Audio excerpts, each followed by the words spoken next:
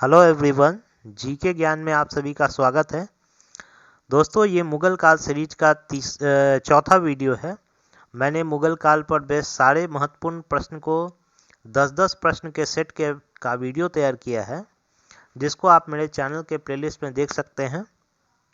तो चलिए आज का वीडियो हम लोग शुरू करते हैं। पहला क्वेश्चन है, बाबर को भारत पर आक्रमण करने के लिए आमंत्रित करने वालों में कौन शामिल नहीं था? क्वेश्चन को ध्यान से देखिएगा। इसका ऑप्शन है पंजाब का सूबेदार दौलत खान लोधी व उसका पुत्र दिलावर खान लोधी। दूसरा है इब्राहिम लोधी का चाचा आलम खान लोधी। और तीसरा है मेवाड़ का शासक राणा सांगा। और चौथा चंदेरी का शासक मेदिनी राय। दोस्तों, आपको बताना चाहूँगा कि ऐसा कहा जाता है कि बाबर को भारत के कुछ शासकों के द्वारा आमंत्रित किया गया था कि वो भारत के उस समय दिल्ली पर लोधी वंश का शासक था, जिसमें इब्राहिम लोधी दिल्ली की सत्ता संभाल रहे थे। तो उनको हटाने के लिए ऐसा बाबर को बुलाया गया कि वो दिल्ली पर आक्रमण करे, क्योंकि लोधी वंश का जो इब्राहिम लोधी शासक था वो बहुत ही जुल्मी किस्म का शासक कहा जाता था। तो उसको हटाने के लिए इन्होंने बाबर को बुलाया। बाबर की बात करें तो बाबर जो है जैनुद्दीन मोहम्मद बाबर इसका पूरा नाम था। ये आज के समय में मध्य एशिया के उज्बेकिस्तान क्षेत्र का रहने वाला था। ये 1504 में इसने काबुल पर, 1507 में इसने कांधार जीता और वहाँ पे इसको बादशाह की उपाधि मिली। 1519 से लेकर 1526 तक भारत पर उसने 5 बार आक्रमण किया था। 1526 में उसने फाइनली भारत पर आक्रमण करता है। पानीपत की लड़ाई होती है, पानीपत का प्रथम युद्ध, जिसमें इब्राहिम लोधी को वो हराता है और भारत पर मुगल साम्राज्य की नींव को रखता है। तो इसका सही आंसर हो जाएगा चंदेरी का शासक मेदिनी राय जो है, इसने नहीं बुलाया था। बाकी पंजाब के सूबेदार दौलत खान लोधी और उसके पुत्र दिलावर खान लोधी ने बाबर को आमंत्रित किया, इब्राहिम लोधी ने किया और मेवाड़ के शासक राणा सांगा के साथ हुआ। अगले क्वेश्चन की तरफ हम लोग बढ़ते हैं। दूसरा क्वेश्चन है, मुगल साम्राज्य के दृढ़ीकरण के दृष्टिकोण से सबसे निर्णायक युद्ध कौन सा था? यानी वो युद्ध जिसके बाद मुगल सत्ता यहाँ पर पूरी तरह से स्थापित हो गई, मजबूत नींव उसकी पड़ गई। वो किस युद्ध के बाद हुआ? तो आपका ऑप्शन है पानीपत का प्रथम युद्ध, खानवा का युद्ध, चंदेरी का युद्ध और घाघरा का युद्ध। तो सही आंसर इसका हो जाएगा खानवा का युद्ध। दोस्तों, पानीपत का प्रथम युद्ध में मुगल साम्राज्य की नींव पड़ती है और खानवा का युद्ध के बाद मुगल साम्राज्य की नींव मजबूत होती है, जो कि राणा सांगा के साथ बाबर का युद्ध हुआ था। जिस राणा सांगा ने बाबर को आमंत्रित किया था, उसी को बाबर ने पराजित करके मुगल साम्राज्य की नींव को मजबूती दी। तो खानवा का युद्ध काफ़ी महत्वपूर्ण है। इसी युद्ध में बाबर ने जिहाद का प्रयोग किया था। अपने सैनिकों में उत्साह भरने के लिए इसे धर्म युद्ध का नाम दिया था, क्योंकि राणा सांगा काफ़ी मजबूत शासक था। तो उसके विरुद्ध लड़ने के लिए, अपने सैनिकों में उत्साह भरने के लिए उसने इसे जिहाद का नाम दिया और धर्म युद्ध कहा। और इसी युद्ध में उसने अपने आप को गाजी कहा, यानी गाजी का अर्थ होता है धर्म योद्धा। तो ये लड़ाई जो है, खानवा का युद्ध जो है 1527 में होता है। बाबर भारत में 4 युद्ध लड़ता है। 1526 में पानीपत का युद्ध, 1527 में खानवा का युद्ध, 1528 में चंदेरी का युद्ध और 1529 में वो घाघरा का युद्ध अफगानों के खिलाफ लड़ता है, बिहार के और बंगाल के क्षेत्र में। और 1530 में ही इसकी मृत्यु फिर हो जाती है। उसके बाद बाबर का बेटा हुमायूं जो है दिल्ली की गद्दी पर बैठता है। देखिए, ये क्वेश्चन है, तीसरा क्वेश्चन है, जिसमें आपको मिलाने की बात की गई है। लिस्ट 1 और लिस्ट 2 को आपको मिलाना है, यानी कौन सा युद्ध किसके विरुद्ध लड़ा गया। तो अब आपका क्वेश्चन में है पानीपत का प्रथम युद्ध 1526, खानवा का युद्ध 1527, चंदेरी का युद्ध 1528 और घाघरा का युद्ध 1529। इसमें इब्राहिम लोदी, राणा सांगा, मेदिनी राय, अफगानों के विरुद्ध युद्ध। तो इसमें हम जानते हैं पानीपत का प्रथम युद्ध इब्राहिम लोदी के खिलाफ हुआ था, खानवा का युद्ध राणा सांगा के खिलाफ हुआ था, चंदेरी का युद्ध मेदिनी राय के खिलाफ हुआ था और चौथा युद्ध घाघरा का युद्ध जो है वो अफगानों के विरुद्ध हुआ था। तो ऑप्शन 1 जो है इसमें यानी ए का 1, बी का 2, सी का 3 और डी का 4 होगा। तो करेक्ट आंसर इसका ये हो जाएगा। इसका डिटेल दिया है जो मैंने आपको बताया। देखिए, किसने मुगल साम्राज्य की राजधानी को आगरा से दिल्ली स्थानांतरित किया? मुगल जब बाबर ने भारत पे शासन प्रारंभ किया तो उसने अपनी राजधानी आगरा को बनाया था, लेकिन बाद में किस शासक ने इसे दिल्ली स्थानांतरित किया? तो ऑप्शन में है आपके जहांगीर, औरंगजेब, हुमायूं, शाहजहां।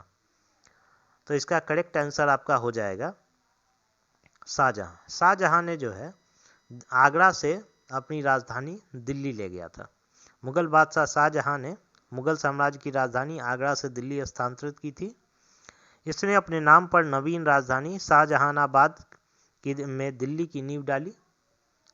देखिए, शाहजहां का पूरा नाम जो है सहीबाउद्दीन मोहम्मद खुर्रम था। ये मुगल साम्राज्य का 5वां शासक था। 1528 से लेके 1558 यानी फिर 1628 से लेके 1658 तक इसका शासन दिल्ली पर रहा। और शाहजहां के बारे में कहा जाता है कि इनके समय में आर्किटेक्चरल और कल्चरल अचीवमेंट जो है अपने चरम पर था। ठीक है, यानी इन्होंने बहुत सारी इमारतें बनवाई, जिस कारण ये आर्किटेक्चर के लिहाज से ये ग्लोरियस मुगल काल अपने ग्लोरियस फेज में था। इसने लाल किला का प्रसिद्ध किला इसने बनवाया था अपने समय काल में। अगले क्वेश्चन की तरफ हम लोग बढ़ते हैं। अकबर के युवा अवस्था में उसका संरक्षक कौन था? यानी हम जानते हैं कि अकबर जब अपनी सत्ता को संभालता है उस समय उसकी आयु मात्र 14 वर्ष थी। जब हुमायूं की मृत्यु हो जाती है 1556 में, उस समय जब वो सत्ता संभालता है उस समय उसकी आयु मात्र 14 वर्ष होती है। तो उस समय वो एक संरक्षक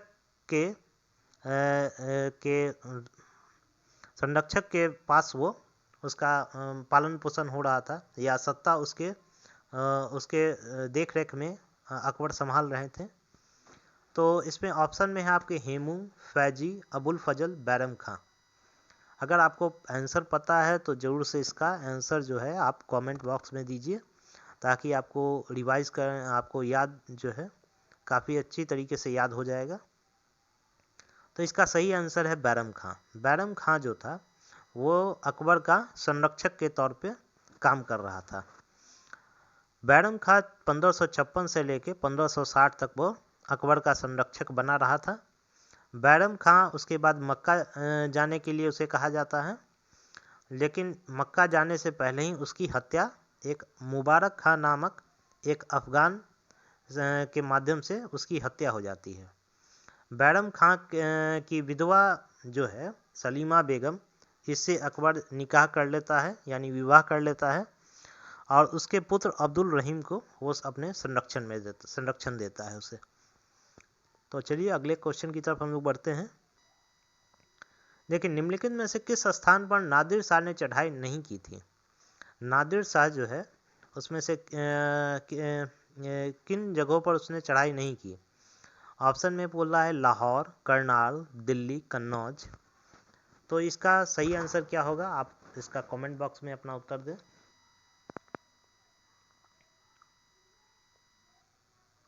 देखिए, इसका सही आंसर हो जाएगा कन्नौज। कन्नौज पर उसने आक्रमण नहीं किया था, जबकि लाहौर पर, करनाल और दिल्ली, और लाहौर से जीतते हुए दिल्ली की तरफ कूच किया था। नादिर शाह 1738 में गजनी, काबुल और लाहौर पर आक्रमण किया था इसने। नादिर शाह की बात करें तो नादिर शाह का जन्म जो है खोरासन जो आज के समय में उत्तर पूर्वी ईरान का क्षेत्र है, वहाँ पे इसका जन्म हुआ था। वो एक छोटे से कबीले में इसका जन्म हुआ था। भारत अभियान पर वो निकला था और दिल्ली सत्ता पर आसीन उस समय मोहम्मद शाह आलम का शासन दिल्ली की गद्दी पर था। 1739 को दिल्ली में उसने अपने नाम का खुतबा पढ़वाया था, यानी उसके अंडर मुगल सत्ता काम करेगी। उसने कन्नौज पर आक्रमण नहीं किया। दिल्ली से वापस लौटते समय नादिर शाह जो है यहाँ का कोहिनूर हीरा, मयूर सिंहासन और दरियाए नूर नाम का हीरा जो है अपने साथ ले गया। ऐसा कहा जाता है कि नादिर शाह ने दिल्ली भारत से इतना धन दौलत को लूटा था कि उसने अपने राज्य में 3 साल तक कर नहीं लिया, यानी लोगों से कर नहीं लिया। इतना ज़्यादा उसने जो है भारत से धन संपत्ति को लूटा था। चलिए नेक्स्ट क्वेश्चन की तरफ बढ़ते हैं। किसने ऐसे बाग बगीचे जिसमें बहता पानी हो के निर्माण की परंपरा शुरू की थी? यानी कौन सा मुगल शासक था जिसने बाग बगीचे लगाने का वो शौकीन था और इसकी परंपरा उसने शुरू की? ऑप्शन में है आपके बाबर, शेरशाह, शाहजहां, अकबर। तो सही उत्तर इसका बाबर हो जाएगा। बाबर जो जहाँ से आया था, ईरान क्षेत्र, अफगानिस्तान क्षेत्र से, वहाँ पे वनस्पति ये सब नहीं पाए जाते थे, बहुत कम पाए जाते थे। जब वो दिल्ली आया तो यहाँ की वनस्पति, भारत जब आया तो वो यहाँ की वनस्पति ये सब देख के काफ़ी खुश हुआ था, काफ़ी उसे अच्छा लगा था।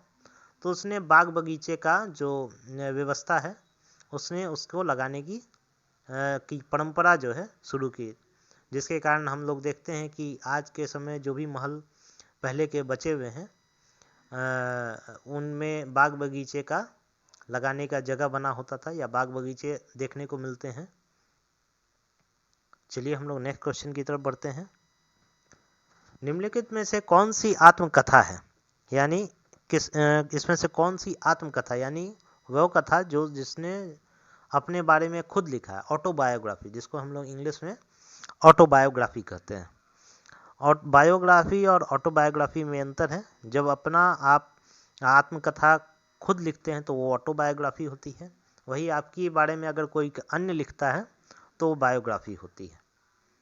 तो इसका ऑप्शन है आपका कौन सी आत्मकथा है? अकबरनामा, हुमायूंनामा, पादशाहनामा और तुझके बाबरी। तो हम लोग जानते हैं कि बाबर ने अपनी आत्मकथा खुद लिखी थी, जिसको वो तुझके बाबरी कहा जाता था और उसे हम लोग बाबरनामा के नाम से भी जानते हैं। तो देखिए तुझके बाबरी ये बाबर की आत्मकथा है और ये तुर्की भाषा में लिखा गया है। जबकि अकबरनामा किसने लिखा है? तो अकबरनामा जो है अबुल फजल ने लिखा है। हुमायूंनामा जो है वो हुमायूंनामा जो है वो हुमायूं की बहन गुलबदन बेगम जो है उसने लिखा था। अब पादशाहनामा जो है ये एक मुगल कालीन कृति है जिसको अब्दुल हमीद लाहौरी ने लिखा था। ये शाहजहां के शासनकाल की व्याख्या होती है। इसमें पादशाहनामा में आपको शाहजहां के काल की मतलब घटनाओं का विवरण है इसमें, जिसको अब्दुल हमीद लाहौरी ने लिखा था। ये अब्दुल हमीद लाहौरी जो है शाहजहां का सरकारी इतिहासकार हम इसको कह सकते हैं। तो चलिए हम लोग नेक्स्ट क्वेश्चन की तरफ बढ़ते हैं। कौन सा सुमेलित नहीं है, यानी कौन इसमें से सही मैच नहीं कर रहा है? जैसे हुमायूंनामा हुमायूं, तुझके बाबरी बाबर, तुझके जहांगीरी जहांगीर, शाहजहांनामा मोहम्मद साहिल। तो देखिए इसमें हुमायूंनामा जो है हुमायूं ने नहीं लिखा था। हम जानते हैं हुमायूंनामा जो है गुलबदन बेगम हुमायूं की बहन ने लिखा था और बाबर की बेटी और हुमायूं की बहन गुलबदन बेगम ने हुमायूंनामा लिखा था, इसलिए ये सही नहीं है, इसलिए ये यहाँ पे करेक्ट हो जाएगा। जबकि तुझके बाबरी बाबर ने लिखा था, तुझके जहांगीर ने लिखा था और शाहजहांनामा जो है ये मोहम्मद सालेह ने लिखा था। चलिए हम लोग नेक्स्ट क्वेश्चन की तरफ बढ़ते हैं। राजा बीरबल की उपाधि किसे दी गई? बीरबल का उपाधि जो है किसे दिया गया था? बीरबल की कहानियाँ हम लोग काफ़ी लोग सुन चुके हैं, अकबर और बीरबल की कहानी। तो इसका ऑप्शन है महेश दास, राजा भगवान दास, वनमाली दास, राजा टोडरमल। तो सही आंसर इसका हो जाएगा महेश दास। महेश दास जो है बीरबल का उनका पुराना नाम जो है या उनका वास्तविक नाम जो है महेश दास था। ये आपको घोघरा गांव में इनका जन्म हुआ था, मध्य प्रदेश के 1528 में। और ये मुगल सम्राट के नवरत्नों में से एक थे।